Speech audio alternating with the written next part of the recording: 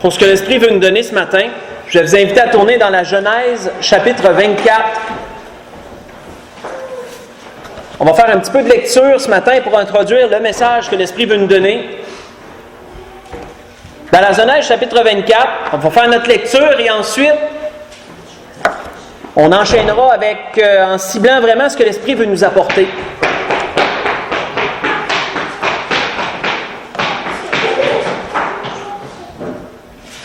Donc, à partir du chapitre 24 de la Genèse, on va débuter au verset 1. Il est dit, Abraham était vieux, avancé en âge, et l'Éternel avait béni Abraham en toutes choses. Abraham dit à son serviteur, le plus ancien de sa maison, l'intendant de tous ses biens, « Mais je te prie ta main sous ma cuisse, et je te ferai jurer par l'Éternel, le Dieu du ciel et le Dieu de la terre, de ne pas prendre pour mon fils une femme parmi les filles des Cananéennes, au milieu desquelles j'habite, mais d'aller dans mon pays et dans ma patrie, prendre une femme pour mon fils Isaac. » Le serviteur lui répondit, « Peut-être la femme ne voudra-t-elle pas me suivre dans ce pays-ci? Devrais-je mener ton fils dans le pays d'où tu es sorti? » Abraham lui dit, « Garde-toi d'y mener mon fils. L'Éternel, le Dieu du ciel, qui m'a fait sortir de la maison de mon père et de ma patrie, qui m'a parlé, qui m'a juré en disant, « Je te donnerai ce pays à ta postérité, lui-même enverra son ange devant toi, et c'est de là que tu prendras une femme pour mon fils. Si la femme ne veut pas te suivre, tu seras dégagé de ce serment que je te fais faire. Seulement, tu n'y mèneras pas mon fils. » Le serviteur mit sa main sous la cuisse d'Abraham, son seigneur, et lui jura d'observer ces choses. Le serviteur prit 10 chameaux parmi les chameaux de son seigneur, et il partit ayant à sa disposition tous les biens de son seigneur. Il se leva et alla en Mésopotamie à la ville de Nacor. Il fit reposer les chameaux sur leurs genoux hors de la ville, près d'un puits au temps du soir, au temps où sortent celles qui vont puiser de l'eau. Il dit, « Éternel Dieu de mon Seigneur Abraham, fais-moi, je te prie, rencontrer aujourd'hui ce que je désire, et use de bonté envers mon Seigneur Abraham. Voici, je me tiens près de la source d'eau, et les filles des gens de la ville vont sortir pour puiser de l'eau. Que la jeune fille à laquelle je dirai, penche ta cruche, je te prie, pour que je boive, et qui répondra, bois, et je donnerai aussi à boire à tes chameaux, soit celle que tu as destinée à ton serviteur Isaac. Et par là, je connaîtrai que tu uses de bonté envers mon Seigneur. » Il n'avait pas encore fini de parler que sortit sa cruche sur l'épaule Rebecca, fille née de Bethuel, fils de Milca, femme de Nacor, frère d'Abraham. Nous allons arrêter là. Nous connaissons, frères et sœurs, cette histoire, un fait vécu qui s'est déroulé il y a longtemps. Ce que l'Esprit veut faire ressortir ce matin au travers de ça, c'est à quel point, frères et sœurs, cette histoire représente le plan de Dieu. Nous avons vu plusieurs images au fil de notre vie chrétienne, apportées par les pasteurs, sur le plan de Dieu par rapport à Dieu, à son Fils, à l'Esprit, à l'Église. Comment les choses, Dieu a pourvu qu'elles se déroulent, de quelle façon il a planifié que les choses se déroulent. On a eu maintes messages là-dessus. Dernièrement, on avait eu un, si vous vous souvenez, à propos d'Esther. À propos d'Esther, à propos du roi, comment qu'Esther représentait l'Église et comment, dans ce sens, Christ représentait le roi, prêt à se marier avec l'Église, etc. Nous voyons, frères et sœurs, ici encore une belle image de ce plan. Et l'Esprit veut vraiment nous faire ressortir les points qui démontrent à quel point cela représente le plan de Dieu ici. Nous voyons, si vous avez remarqué dans notre lecture, on a vu 4 acteurs principaux. 4 personnes qui sont mentionnées dans ce que nous avons lu.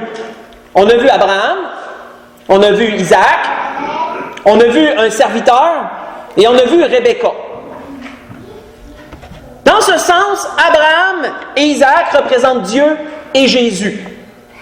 Ce fait n'est pas nouveau, il y a déjà d'autres endroits où Abraham et Isaac ont représenté aussi Dieu et son Fils Jésus. Quand je méditais sur cela, j'ai repensé tout de suite à la Genèse chapitre 22, lorsqu'Abraham a offert son fils Isaac sur la montagne, représentant comment que Dieu a été prêt à donner son Fils en sacrifice pour l'humanité. Sur la même montagne où plus de 2000 ans, ou à peu près 2000 ans plus tard, Jésus fut crucifié, qui était le mont Golgotha, mais à ce moment-là, il ne le connaissait pas ce nom-là. La même montagne, même endroit. C'est une grande symbolique et en même temps prophétique de ce qui est arrivé. Ça démontrait comment Dieu était prêt à offrir son Fils. Abraham représentait Dieu, Isaac représentait Jésus, offert en sacrifice. Nous voyons qu'ici encore, Abraham représente Dieu et Jésus, et Isaac représente Jésus.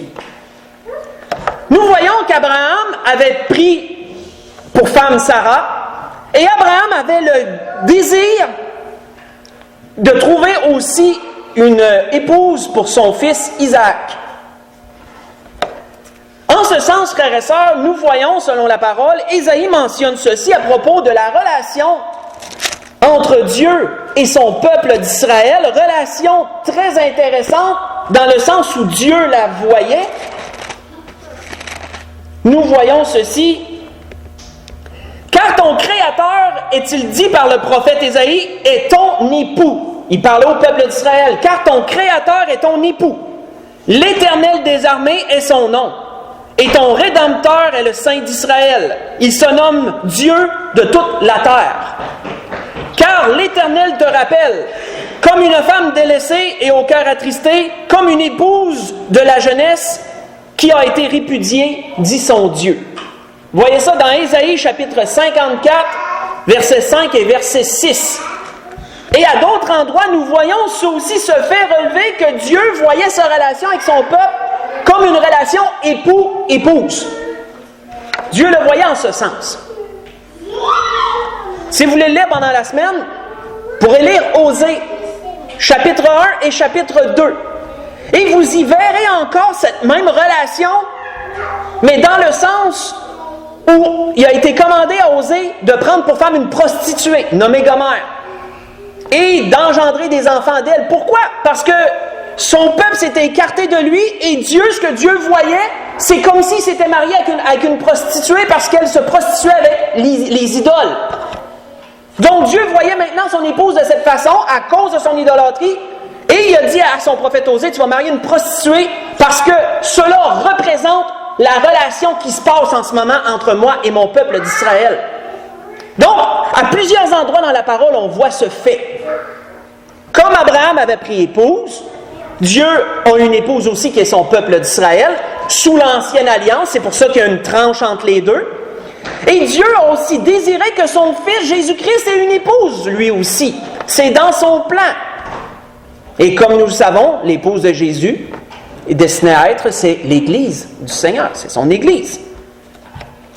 Ne perdez pas l'endroit, mais faisons juste ramener ça à notre mémoire en allant lire Éphésiens chapitre 5, une partie. Gardez l'endroit où vous êtes dans la Genèse, on va y retourner, c'est sûr. Mais simplement pour ramener frais à notre mémoire, l'apôtre Paul a apporté cette relation entre Christ et son Église. Dans Éphésiens chapitre 5, on va lire verset 25 jusqu'au verset 32. Et l'apôtre Paul le dépeint clairement. C'est d'ailleurs un chapitre qu'on utilise lors des mariages la plupart du temps. Ce chapitre-là, ces versets-là sont relevés dans le mariage. Parce que justement, le mariage entre deux êtres humains représente la relation entre Dieu et son peuple d'Israël, la relation entre Christ et l'Église. Et c'est pourquoi le mariage est si important. Il est si précieux. C'est pourquoi le mariage doit être saint, c'est pourquoi le mariage doit être honoré de tous, par la grandeur de ce qu'il représente. Et c'est pourquoi, comme je le prêche si, durement, vous le savez, que le divorce n'est pas une option, parce que Dieu, quoique dans la parole il nous ait dit à certains endroits qu'il a répudié son épouse pour un temps, il l'a repris malgré ses prostitutions qu'il ait dit. Ça, on pourrait lire ça dans d'autres endroits dans la parole, c'est mentionné clairement. Et comme qu'il n'y a pas de possibilité que Christ répudie son Église. Donc, on comprend que la relation mariage aussi doit être de la même façon. C'est une très grande symbolique. Nous voyons ici dans l'Éphésiens chapitre 5, à partir du verset 25, il est dit, Marie, que chacun aime sa femme comme Christ a aimé l'Église, et il s'est livré lui-même pour elle, afin de la sanctifier par la parole, après l'avoir purifiée par le baptême d'eau, afin de faire paraître devant lui cette Église glorieuse, sans tache, ni ride, ni rien de semblable, mais sainte et irréprochable. C'est ainsi, est-il dit, que le mari doit aimer sa femme comme son propre corps. Celui qui aime sa femme s'aime lui-même, car jamais personne n'a haï sa propre chair, mais il la nourrit et en prend soin, comme Christ le fait pour l'Église. Parce que nous sommes membres de son corps. C'est pourquoi l'homme quittera son père et sa mère, s'attachera à sa femme, et les deux deviendront une seule chair. Ce mystère est grand. Je dis cela par rapport à Christ et à l'Église. Nous allons arrêter là. Donc, nous voyons très clairement, frères et sœurs, la relation de Christ et de l'Église, qui est une relation comme Dieu et son peuple d'Israël, qui est représenté au travers du mariage d'un homme et d'une femme lorsqu'ils décident de faire cette union devant Dieu. Nous voyons qu'il était dans le but de Dieu, que Christ est aussi, que son Fils est aussi son épouse. Comme il a été dans le cœur d'Abraham, que son fils Isaac est aussi une épouse, et pas n'importe laquelle, bien sûr, pas n'importe quelle femme. Femme particulière, femme virtueuse, qui représente l'Église. Si nous continuons, nous voyons que d'ailleurs, un jour, Jean le Baptiste, dit le Baptiste, a apporté ce commentaire lorsqu'on est venu le questionner s'il était le Christ, etc. Et il avait bien dit, je ne suis pas le Christ. Mais il avait dit quoi? Il a dit, celui à qui appartient l'épouse, c'est l'époux. Donc, en parlant de Christ et de l'Église. Et lui, il se disait quoi? Lui, il se disait l'ami de l'époux. Parce qu'il y a une grande, encore symbolique, là-dedans. Dans l'ancien temps, en tout cas, à cette époque-là, c'était l'ami de l'époux qui organisait la plupart des choses dans les fiançailles. C'était l'ami de l'époux qui communiquait avec la future épouse, avec la fiancée. Il jouait un grand rôle, l'ami de l'époux. Lui, il préparait les choses entre les deux. Parce que l'époux, lui, était consacré à préparer la demeure, à préparer une place, si ça vous rappelle le verset de Jean 14, verset 1, où Christ dit « Je m'en vais vous préparer une place ». Relation époux-épouse. L'époux s'attardait à préparer le logis, préparer la place. L'ami de l'époux, lui, s'occupait du lien entre les deux jusqu'à ce que le mariage se fasse. Belle, très belle image de toutes ces choses. Donc, continuons. Nous voyons dans cette histoire que Rebecca, bien sûr, je ne vous le cache pas, vous l'avez déjà deviné, représente l'Église dans ce sens. Celle qui était destinée à Isaac. D'ailleurs, qu'est-ce qui nous est dit à propos de Rebecca quand on lit le verset 16 qu'on n'avait pas lu? Quand on lit le verset 16 de Genèse chapitre 24, remarquez ce qui est dit à propos de Rebecca. Il est dit, c'était une jeune fille très belle de figure. Elle était vierge et aucun homme ne l'avait connue. Elle descendit à la source, remplit sa cruche et remonta. Remarquez, frères et sœurs, ce qu'il est dit. Les mêmes termes qu'avec Esther, si vous vous souvenez. Elle était belle, elle était vierge, pure. Il avait été mentionné la même chose à propos d'Esther. Dans Esther chapitre 2, je crois, 1 ou 2. Mentionné la même chose. Et nous savons que cette virginité représente l'Église, représente les chrétiens. Souvenez-vous encore de la parabole des 10 vierges, Matthieu 25, où les vierges représentent des chrétiens. Parce que dans la parole, la représentation va toujours dans ce sens. Lorsqu'on parle de vierges, on parle souvent de chrétiens. La représentation est dans ce sens. Nous voyons un autre acteur aussi, et c'est celui-là qui est prédominant dans ce qui s'est passé, c'est le serviteur, le fameux serviteur, qui lui représente le Saint-Esprit. Et nous allons voir à quel point ce serviteur Eliezer, de son nom, je vais vous le mentionner les références, a fait des choses qui sont vraiment à l'image de ce que l'Esprit, du rôle que l'Esprit joue dans tout le plan de Dieu. Nous voyons, si vous voulez lire pendant la semaine, dans la Genèse, chapitre 15, verset 2, que son nom est mentionné. Le nom de ce serviteur s'appelait Eliezer, qui veut dire « Dieu est mon aide, Dieu est mon secours ». Ça représente bien un peu ce fait qu'il cherchait une femme pour son maître et que Dieu a été son secours en envoyant son ange. Son nom était bien représentatif. Mais c'est ça. Il s'appelle Eliezer, ce serviteur. C'est un serviteur d'Abraham, c'est le plus fidèle de sa maison. Et qu'est-ce qu'il nous est dit au verset 2? Dans la Genèse chapitre 24, remarquons ce qui est dit au verset 2, oui. Abraham dit à son serviteur, le plus ancien de sa maison, l'intendant de tous ses biens. Ça, arrêtons-nous là-dessus, c'est important de le relever. Ce serviteur était l'intendant de tous les biens d'Abraham. C'était plus qu'un serviteur, en somme. Quand nous regardons le mot « intendant », ce qu'il veut dire, selon le dictionnaire, ça veut dire celui qui est chargé de régir les biens, de conduire et de surveiller la maison d'un prince, d'un seigneur, d'un riche particulier. L'intendant gérait absolument tout dans la maison d'un riche. L'intendant était le bras droit du maître. Le maître n'avait pas à se casser la tête avec rien, c'était l'intendant qui s'occupait de tout. Il gérait les biens de son maître comme s'il appartenait à lui, sauf qu'il appartenait à son maître. Pensez en ce sens à Joseph avec Pharaon. Joseph, on pouvait dire qu'il était l'intendant de Pharaon pour gérer l'Égypte. C'est dans le même sens. Il ne rendait pas de compte à Pharaon, il avait la gérance de tous les biens, il s'occupait de tout. Pharaon était au-dessus de lui. Pensez encore à Joseph dans la maison de Potiphar, avant qu'il soit emmené en prison, même chose. Il était l'intendant de Potiphar, il s'occupait de tous les biens de Potiphar, et il n'avait aucun compte à rendre à son maître, qu'il ait dit. C'est dans le même sens. Ce serviteur était l'intendant de tous les biens d'Abraham. C'est pourquoi nous voyons que plus loin, il a pris des chameaux comme il l'a pensé bon. Il a pris des chameaux, il a pris de l'argent, il a pris de l'or. Il n'a pas eu besoin de demander à son maître, qu'est-ce que tu me permets de prendre? Il avait l'intendance des biens, il gérait ça comme il lui semblait bon. Mais il devait rendre des comptes à son maître, bien sûr, sur ça. Nous voyons, frères et sœurs, que une fois qu'Éliezer, quand nous parlons de l'homme de l'histoire, Éliezer, la Bible nous dit qu'il était celui qui était destiné à hériter. Dans la Genèse 15, verset 2, dans l'histoire, il est mentionné ça, parce qu'Abraham n'avait pas de fils encore. C'est ça qu'Abraham a dit dans la Genèse chapitre 15. Il dit, Dieu, tu me promets d'avoir une postérité, mais il dit, pour l'instant, celui qui hérite, c'est mon serviteur, c'est Éliezer. C'est lui l'intendant de mes biens, puis je n'ai pas d'autre héritier. Mais lorsqu'Isaac est né plus tard, c'est Isaac qui est devenu l'héritier légitime. Et Eliezer a continué à servir son maître Abraham et a commencé à servir aussi son maître Isaac, qui serait son futur maître légitime. Nous voyons en ce sens, frères et sœurs, qu'il en est de même pour le Saint-Esprit.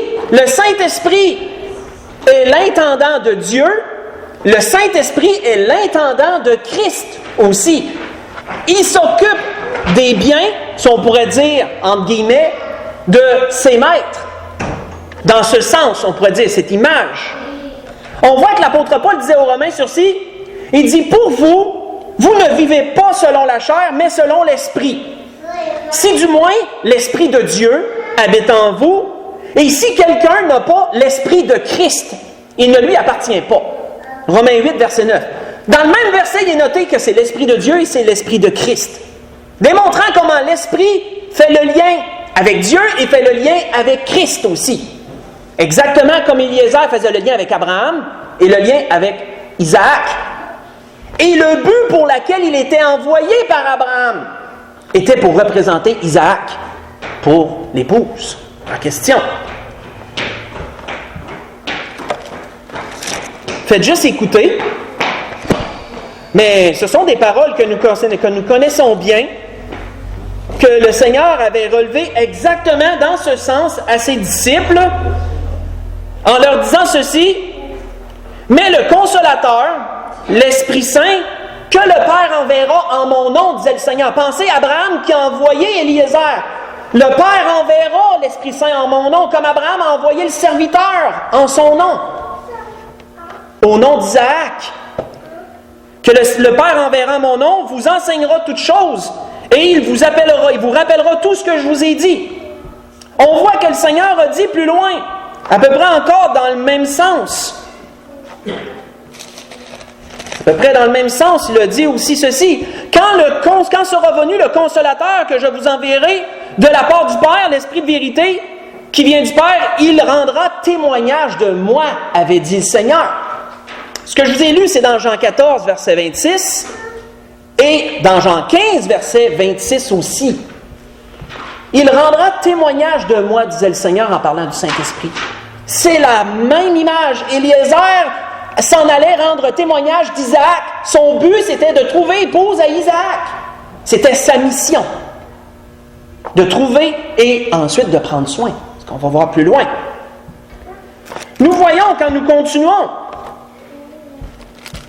sur l'image de l'intendant, gardez encore l'endroit, tournez dans 1 Corinthiens 12. Quel type de bien l'Esprit Saint gère-t-il de la part de Dieu? On peut s'en douter. Il y a des biens présents, des biens à venir. Il y a tout un héritage qui nous est réservé. Mais qui a l'intendance, qui présentement nous permet de nous amener vers cet accès-là. Le Seigneur a donné l'accès au travers de sa vie, mais qui nous amène vers ça? C'est l'Esprit Saint. Comme Éliézer en avait de même l'intendance. Mais nous voyons, dans 1 Corinthiens chapitre 12, qu'il nous est parlé d'autre chose aussi. Il nous est dit, à partir du verset 3 de 1 Corinthiens chapitre 12, « C'est pourquoi, disait l'apôtre Paul, je vous déclare que personne, s'il parle par l'Esprit de Dieu, ne dit Jésus est anathème, parce que l'Esprit de Dieu est là pour Christ, en son nom, le représentant. Et que personne ne peut dire Jésus est le Seigneur si ce n'est par le Saint-Esprit. Il y a diversité de dons, mais le même Esprit. Diversité de ministères, mais le même Seigneur. Diversité d'opérations, mais le même Dieu qui opère en tous et en tout et en tous. Or, à chacun, la manifestation de l'Esprit est donnée pour l'utilité commune. En effet, à l'un est donné par l'Esprit, et par l'Esprit, une parole de sagesse, à un autre une parole de connaissance, selon le même Esprit, à un autre la foi, par le même Esprit, à un autre le don des guérisons, par le même Esprit, à un autre le don d'opérer des miracles, à un autre la prophétie, à un autre le discernement des esprits, à un autre la diversité des langues, à un autre l'interprétation des langues. Un seul et même Esprit opère toutes ces choses, est-il dit, les distribuant à chacun, en particulier, comme il le veut. Notons comme qu'est-ce qu'il est dit par la suite aussi jusqu'au verset 13, de 11 à 13, jusqu'au verset 12-13. Car comme le corps est un et a plusieurs membres, et comme tous les membres du corps, malgré leur nombre, n'en forment qu'un seul corps, ainsi en est-il de Christ. Nous avons tous en effet été baptisés dans un seul esprit pour former un seul corps, soit juif, soit grec, soit esclave, soit libre, et nous avons tous été abreuvés d'un seul esprit. Que devons-nous comprendre de cela? Même image. Éliézer avait l'intendance de tous les biens d'Abraham. Quels sont les biens spirituels de Dieu? Tous ces dons que nous venons de lire. Ce sont les biens spirituels de Dieu que l'Esprit a l'intendance et il le distribue comme il lui semble bon. Y a-t-il des comptes à Dieu sur la façon de distribuer comme il lui semble bon? Parce que l'Esprit a la pensée de Dieu. Ils sont un. Donc, on peut s'imaginer qu'il sait ce que chacun a besoin. Il représente Dieu en ce sens. Et nous voyons qu'il en est de même pour Éliézer qui s'en va avec les biens de son maître, le représentant en ce sens. Voyons quelque chose de vraiment merveilleux si nous continuons. Dans la Genèse chapitre 24, on voit à partir du verset 22, on va lire deux versets, verset 22 et le verset 47. Et là, on va tomber dans une portion d'histoire qui est assez intéressante, je trouve. Il est dit, parce que là, on saute quelques endroits, parce que là, il a commencé à parler avec Rebecca et tout, parce que ce qu'il avait mis devant Dieu s'est accompli. Mais notons ce qu'il a fait par la suite, le rôle qu'il a joué avec Rebecca. Qu'est-ce qu'il a fait? Il est dit, au verset 21, l'homme la regardait avec étonnement, et sans rien dire, pour savoir si l'Éternel faisait réussir son voyage ou non. Et quand les chameaux eurent fini de boire, l'homme prit un anneau d'or du poids d'un demi-cycle et 2 bracelets d'or du poids de 10 cycles d'or. Donc, notez ce qu'il a fait. Il a pris des choses qu'il avait amenées avec lui. Il a pris un anneau d'or et des bracelets en or aussi. Et qu'a-t-il fait avec ces choses-là? Sautons au verset 47 et voyons ce qu'il a fait avec ça. Une fois qu'il les a pris, il les a sortis devant Rebecca. Il est dit au verset 47, Je l'ai interrogée et j'ai dit, « De qui es-tu fille? » Elle a répondu, « Je suis fille de Bethuel, fils de Nacor et de Milca. » Donc, qu'est-ce que le serviteur a fait?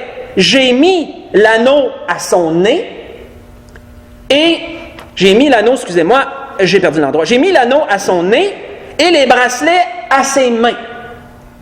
Donc, dès qu'il a vu que cette femme était celle qui était réservée pour son fils, c'était la bonne, il a pris un anneau et lui a mis au nez. Il a pris des bracelets et lui a mis au poignet. Il lui a mis aux mains.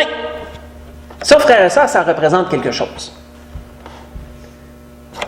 À l'époque, les femmes portaient des bijoux. Mais on ne connaît pas toujours les principes de l'époque, mais si on porte des bijoux aujourd'hui, c'est pas parce qu'on a inventé ça tout d'un coup qu'on était plus brillant. Comme Salomon le disait dans l'Ecclésiaste, il n'y a rien de nouveau sous le soleil. Les choses tournent. Ce qu'on fait aujourd'hui est souvent des choses qui ont déjà été faites. Anciennement, les piercings au nez étaient déjà présents. Et c'était déjà commun. Au Moyen-Orient, c'était très commun que les femmes aient le nez percé. C'était très commun. Et la plupart des femmes, même, jeunes filles, portaient un bijou au nez. La plupart portaient des bijoux au poignet, dépendant de leur rang social aussi, dépendant de leur richesse. Bijoux en argent, bijoux en or, dépendant des richesses qu'ils avaient, etc., etc. Si vous voulez lire pendant la semaine, ce fait est relevé dans la parole. Dieu en parle prophétiquement à propos de son épouse. Si vous pouvez lire ça dans Ésaïe chapitre 3, verset 18 au verset 21. Intéressant. Ésaïe chapitre 3, verset 18 au verset 21, Dieu en parle en parlant d'Israël. Mais que représente l'anneau dans le nez? Que représente l'anneau dans le nez? Nous voyons qu'Ézéchiel le mentionne. Faites juste écouter. Ézéchiel nous dit ceci, à propos encore de Dieu. Ça l'explique bien des choses. Dieu dit, « Je passais près de toi » en parlant d'Israël, en la représentant toujours comme une femme. Il dit, « Je passais près de toi, je te regardais, et voici ton temps était là, le temps des amours.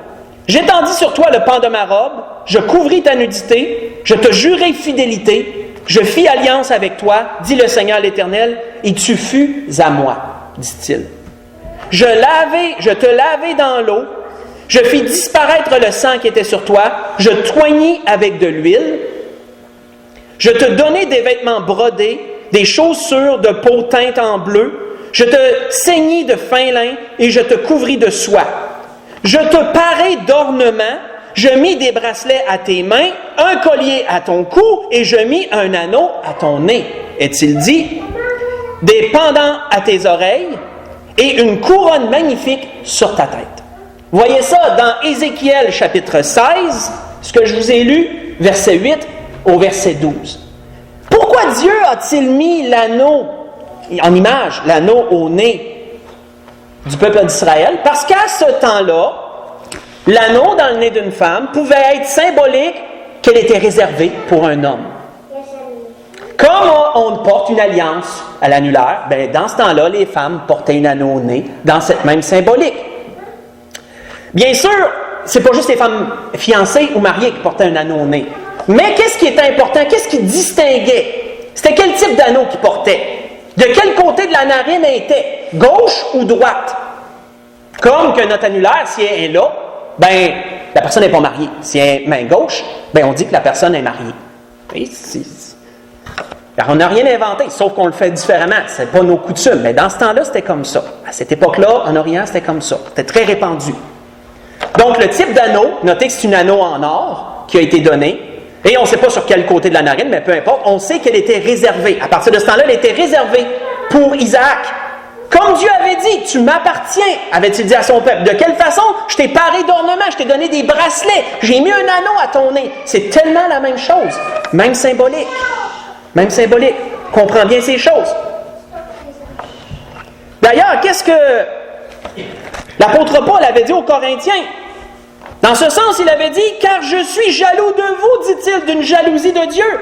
Et parce que je vous ai fiancé, est-il dit, à un seul époux, pour vous présenter à Christ comme une vierge pure, disait-il, dans 2 Corinthiens chapitre 11, verset 2.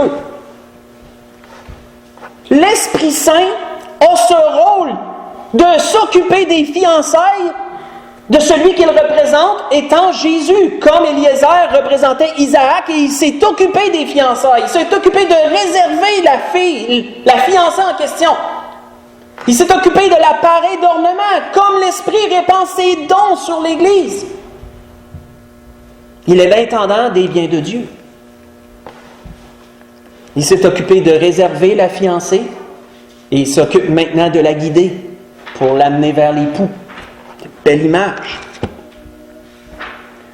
Si on continue, on voit, et on s'en va tranquillement vers la conclusion, vous en reste un petit peu à couvrir. Dans la Genèse chapitre 24, versets 32 et 33, que voyons-nous? Voyons autre chose. Lorsque le serviteur a été amené, parce que là, Rebecca, elle a couru chez sa famille, puis elle venait juste de rencontrer quelqu'un, qui lui a mis un anneau au nez, il a changé son anneau au nez, il a mis des bracelets. Puis il a expliqué un peu son voyage. Elle est toute folle, toute heureuse de ça. Elle part, elle s'en va dans sa famille, puis elle raconte tout ça à son frère et à ses parents. Hey, qu'est-ce qui s'est passé? Là, son frère là-bas, il dit, ramène cet homme-là ici, et on ne doit pas le laisser tout seul dans son coin, ramène-le ici qu'on parle avec lui. Et là, Eliezer s'en vient. Mais notons ce qu'il est dit au verset 33. Il est dit, puis il lui servit à manger. Parce qu'on est hospitalier, qu'est-ce qu'on fait? On ne laissera pas une personne sans manger. Ils ont tout de suite pensé à y servir quelque chose à manger. Mais il dit, je ne mangerai point avant d'avoir dit ce que j'ai à dire. Parle, dit Laban. Notons la réaction d'Eliezer ici. Parce qu'Eliezer ne voulait pas, il y avait une mission. Et quelle était sa mission? Représenter Isaac. Il devait dire pourquoi il était là avant même de prendre quelque nourriture que ce soit. Et ça, frères et sœurs, c'est important. Encore, c'est important, c'est symbolique. Parce que, à ce temps-là, prendre la nourriture avec quelqu'un, c'est une forme de relation, c'est une façon d'entrer en relation avec quelqu'un, c'est une forme de communion. De manger avec quelqu'un, d'avoir son repas avec quelqu'un. C'est important de comprendre ça. Autrement dit, qu'est-ce qui se passait? C'est qu'avant d'entrer en relation, en communion avec la famille en question, il devait dire pourquoi qu'il était là. Il devait premièrement dire ça. C'est très représentatif, frères et sœurs, de l'Esprit, ça. Très représentatif. Nous voyons que le Seigneur avait dit à propos de l'Esprit encore ceci. Il avait dit, quand le Consolateur sera venu, l'Esprit de vérité, quel est son premier mandat? Il vous conduira dans toute la vérité. Il ne parlera pas de lui-même. Eliezer n'a pas commencé à dire « Ouais, mais j'ai fait de bons voyages, puis Colin faisait soleil, ça a bien été, le soleil tapait un peu des fois. » Non. Eliezer avait une chose à dire, c'est de parler de sa raison d'être là, c'est de parler d'Isaac. C'était la seule chose qu'il avait à dire. Il n'a pas commencé à parler de la pluie et du beau temps, de son voyage, de ci ou de ça. C'est la même chose. L'Esprit ne parlera pas de lui-même, mais il dira tout ce qu'il aura entendu. Et il vous annoncera les choses à venir.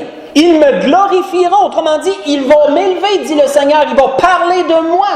C'est moi qui va être le centre d'attraction, c'est moi qui va être le message.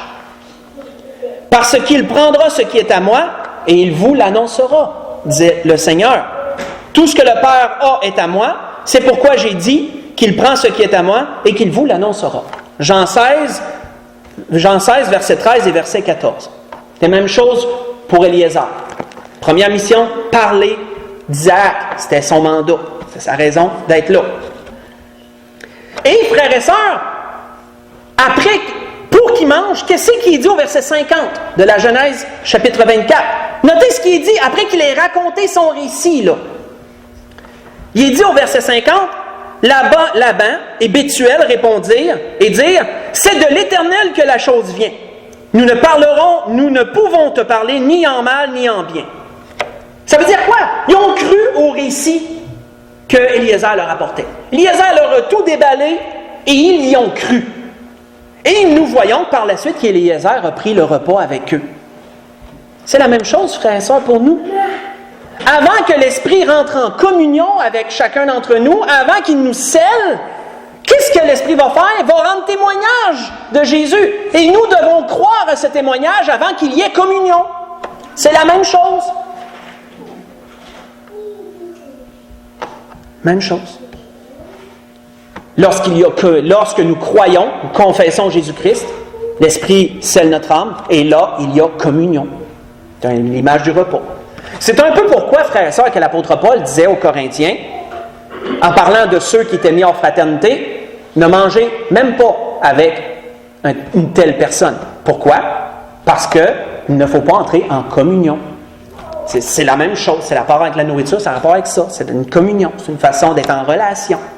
Et il était prescrit de ne pas avoir de relation avec un frère qui... 1 Corinthiens 6, dans ces places-là. 5, dans ces places-là. Peu importe. On comprend l'image, on comprend le sens. Continuons. Nous voyons à partir du verset 54, il est dit, dernier point avant de conclure, après quoi, ils mangèrent et burent. Là, ils ont cru au témoignage, c'est correct, là, Éliézer rentre en communion avec eux, prend le repas avec eux, ils mangent tous ensemble. Lui et les gens qui étaient avec lui, et ils passaient la nuit. Le matin, quand ils furent levés, le serviteur dit, « Laissez-moi retourner vers mon Seigneur. » Notez l'empressement. Pas le temps de niaiser ici, moi là. Une mission, il faut que je retourne vers mon Seigneur. Qu'est-ce qu'il demande par la suite? Il est dit, le frère et la mère dirent, « Que la jeune fille reste avec nous quelque temps encore, une dizaine de jours, puis ensuite elle partira. » Il leur répondit, « Ne me retardez pas, puisque l'Éternel a fait réussir mon voyage, laissez-moi partir, que j'aille vers mon Seigneur. » Pas le temps à perdre. Une mission, il faut que je retourne avec mon Seigneur, puis il faut que je retourne avec la fiancée, il faut que je la ramène avec moi. Pas question qu'elle parte 10-15 jours plus tard. Il faut qu'elle vienne là. Il faut qu'elle parte là avec moi. Et qu'est-ce qu'ils ont dit? Alors ils répondirent, appelons la jeune fille et consultons-la. Verset 58, ils appelèrent donc Rebecca et lui dirent, veux-tu aller avec cet homme? Et elle répondit, j'irai. Ça c'est important, frères et sœurs, c'est important. Parce que comme il nous est dit dans Jean 14, comme je l'ai relevé tantôt, l'époux est en train de préparer une place. Lui, il s'occupe de sa job, excuse entre guillemets, il s'occupe de ce qu'il a à faire, prépare une place pour son épouse. Et qu'est-ce qu'il a dit? Lorsque je vous aurai préparé une place, je vais venir vous chercher. Mais l'esprit qui représente l'ami de l'époux, qui représente un peu en ce sens le serviteur Éliézer, et qui représente Jean le Baptiste aussi. Jean le Baptiste est une représentation de l'esprit en ce sens. Celui qui fait le lien entre les deux, là, celui qui prépare la fiancée puis qui va la guider vers l'époux. Il faut que la fiancée veuille le suivre. Si la fiancée décide de boquer puis de rester en arrière, il est mal pris. C'est la même chose. L'Église doit désirer suivre l'Esprit Saint pour qu'il puisse l'amener vers l'époux. Il l'a fiancée, il lui donne des dons, maintenant elle le suit. Nous voyons en ce sens que Rebecca l'a dit. Elle dit oui, elle dit je suis prête à partir là, je suis prête à le suivre là, le serviteur, je suis prête à y aller là. C'est exactement dans cette mentalité que l'esprit doit être par rapport à l'esprit. On doit être prêt à suivre là. Et pas désirer rester en arrière encore un peu de temps. Pour conclure, voyons ce qui s'est passé par la suite. Pour conclure, à partir du verset 59, il nous est dit, et ils laissèrent partir Rebecca, leur sœur, et sa nourrice, avec le serviteur d'Abraham et avec ses gens. Et ils bénirent Rebecca. Souvenez-vous, on a eu un message dernièrement sur l'importance de bénir les gens. C'est la même chose. Sa famille, il l'a béni avant qu'elle parte. Rebecca, notre sœur, passe bon voyage. En tout cas, on va le voir. Et là, je vais le dire. Ils disent exactement ce qu'ils ont dit. Il est dit, ils bénirent Rebecca et lui dirent, « Ô notre sœur, puisses-tu devenir des milliers de myriades et que ta postérité possède la porte de ses ennemis. » En voulant dire qu'elle domine sur ses ennemis. Posséder la porte des ennemis, ça veut dire être plus puissant qu'eux. Parce qu'à ce temps-là, les portes de la ville avaient une grande symbolique. C'est là que tout se passait. Les anciens se réunissaient là, etc., etc. Dominer la porte, c'était dominer la ville. Donc, puisses-tu dominer la porte de tes ennemis, être plus puissant que tous. Nous voyons qu'il est dit par la suite, Rebecca se leva, avec ses servantes, elles montèrent sur les chameaux, ils suivirent l'homme. Et le serviteur amena Rebecca, et il partit, comme l'Esprit fait avec nous présentement. Nous amène tranquillement vers la demeure que l'époux prépare. Cependant, Isaac était revenu du puits de la Charaï. Ce puits-là, frères et sœurs, si vous vous souvenez, s'il y en a qui font des liens, là, c'est le puits où Agar avait été lorsqu'elle a fui Sarah Elle était allée près d'un puits, et là, l'Éternel s'était révélé à elle par un ange, et il lui avait dit, retourne vers ta servante. Et qu'est-ce qu'Agar a dit? Elle a appelé ce puits la Shai-Roi, qui veut dire celui qui m'entend. Puits de celui qui m'entend. Et nous voyons qu'Isaac était parti faire un tour là. Là, Isaac revient. Il était sorti pour méditer, est-il dit. Et il habitait dans le pays du Midi. Verset 63. Un soir qu'Isaac était sorti pour méditer dans les champs, il leva les yeux et regarda, et voici, des chameaux arrivaient. Rebecca se leva les yeux, vit Isaac et descendit de son chameau. Elle dit au serviteur, qui est cet homme qui vient dans les champs à notre rencontre? On peut s'imaginer que l'homme est excité. Il devait vraiment avoir hâte de la voir. Il devait vraiment avoir hâte. Il savait pourquoi que le serviteur était parti, ce n'était pas un secret. Là. Il savait exactement pourquoi. Et nous voyons que c'est mon Seigneur, dit le serviteur. Le serviteur répondit, c'est mon Seigneur. Alors, elle prit son voile et se couvrit. Un voile à l'alentour d'ici, juste pour couvrir le visage. Nous voyons qu'il est dit par la suite, le serviteur raconta à Isaac toutes les choses qu'il avait faites. Isaac conduisit Rebecca dans la tente de Sarah, sa mère. Il prit Rebecca qui devint sa femme et il l'aima. Ainsi fut consolé Isaac après avoir perdu sa mère. Parce que dans les chapitres précédents, vous voyez que Sarah est morte. Il avait le cœur bien en peine. Et il a été consolé avec l'épouse qu'il a eue. Tournons dans Apocalypse chapitre 19. Parce que, frères et sœurs, ce sera glorieux le jour où enfin nous serons réunis avec notre époux. Le jour où enfin l'épouse, la fiancée, sera enfin amenée vers son époux. Ce sera la gloire dans les cieux. Ce sera des réjouissances impensables, inimaginables pour les myriades d'anges qui connaissent l'événement et qui attendent, pour Dieu le Père qui a prévu ce plan-là pour son Fils, et pour le Fils lui-même qui prépare une demeure et qui attend, et qui a hâte que l'épouse arrive à sa rencontre. Et pour l'ami de l'époux, bien sûr, qui se démène, c'est lui qui joue le rôle principal dans cette histoire-là, qui se démène pour amener l'épouse vers son époux.